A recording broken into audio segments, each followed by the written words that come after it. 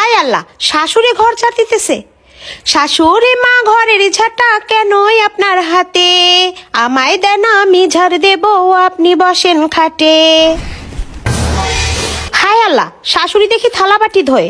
শাশুড়ি মা ঠান্ডা পানি কেন আপনি ধরেন, কি হবে আমাদের যদি ঠান্ডা লাইগা মরেন। শাশুড়ি মা কাজ করিবেন না, আপনি অনেক করেছেন, আইসা গেছে ছেলের বউ, এখন শুধু পা তুলে খাইবেন। আহারে কি ভালো বৌমা, কপালকার একটা পোলার বউ পাইছি।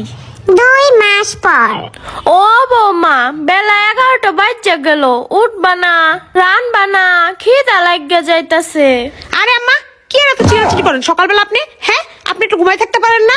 আর কি আর এত খিদা করেন? হ্যাঁ, কি আর এত খিদা করেন? রান্না বান্না করে খাইতে পারেন না? পোলার বড়ি কি পোলার বউ মনে হয় না, দাসী বান্দি মনে হয়? বুইরা মানুষ বলতেই সংসার একটা ঝামেলা।